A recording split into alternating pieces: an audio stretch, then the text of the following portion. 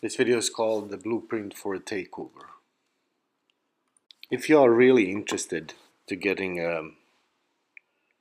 a whole picture of what is going on with the world right now, you need to look up this person and his work. This is Yuri Bezmenov. He worked for the KGB and he defected to the United States during the 80s. While in the States, he gave a couple of presentations where he in detail described how the KGB and how the Soviet Union worked to subvert and to destabilize and take over countries. And this is really valuable information to get a proper understanding of where we are right now and where we are headed. I will quickly go through this process of taking over a society or a nation. In this case, taking over almost entire planet. And this phase is divided in 5 parts. The first step is the demoralization part. This is the step where they go in and they corrupt the society. And they do that by infiltrating different branches of society, like the judicial system, the educational system, the media, the political system. Of course, they go after movie makers, people who work with culture and arts. So what they do is they infiltrate these areas, they pump in different destructive ideas and false ideas, and through these branches they then corrupt the population. And according to him, this, or according to the KGB, this phase takes about 1 generation to finalize. So that's enough to do the job. And looking at the Western world today, this phase is overly mature.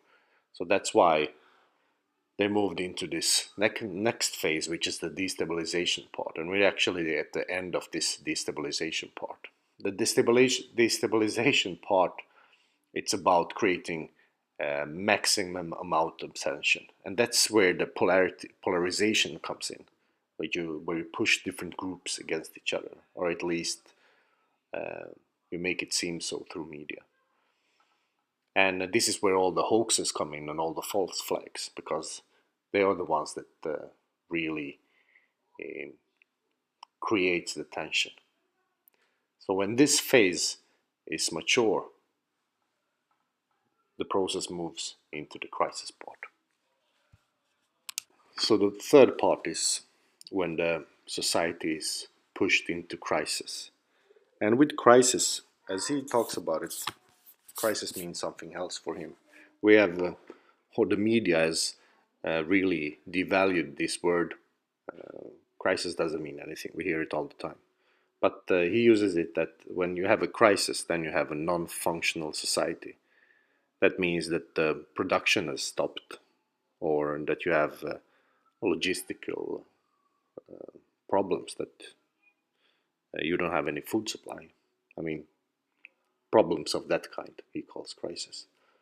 And this phase is also when he says that the society is pushed either into a civil war or a war between different entities or nations. So the society is pushed into crisis, and here is where the population screams for a savior, for somebody to come in and create order and create a functional society again.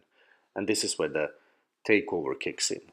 This is where they come in with their people, with their organization, and they pop up as brand new leaders in all different kinds of branches. And this is also where the society gets plundered. This is where you shut down the banks and you rewire all the money, and you take care of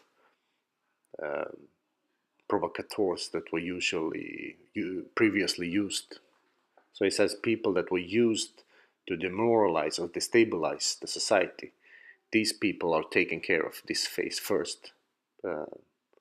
They are either annihilated or somehow incapacitated, or how do you say?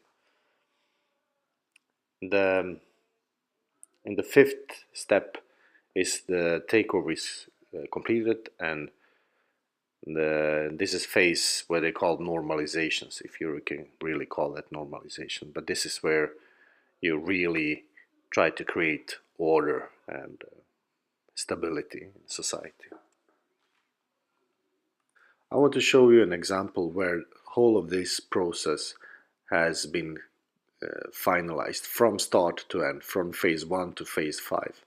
And this has been done in the Yugoslav wars, the Yugoslav conflict, which was a totally staged, a totally orchestrated and controlled demolition of a society and a state. And why this is interesting is because I see so many similarities on what is going on right now with the world, with what happened with Yugoslavia. The same kind of setup is being used, the same kind of psychological archetypes are being used. And this is what I want to show you. In the Yugoslav war, there were three main players.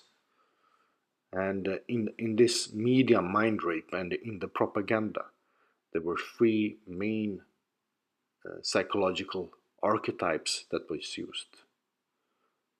And what the media does is that they take one ethnic group, for instance, and they take the worst characteristics displayed within this ethnic group, and which is often only displayed by a minority of within this group. They take the characteristics, the worst ones, and they portray them as the main characteristics of that group. So this is what I will call the psychological archetype that is used for creating tension and creating hate. In the next video, I will go through the three psychological archetypes that was created and that was used to incite hate and fear into the conflict in the Balkans. And I will also go through the three main psychological archetypes that are used today to push the world into conflict.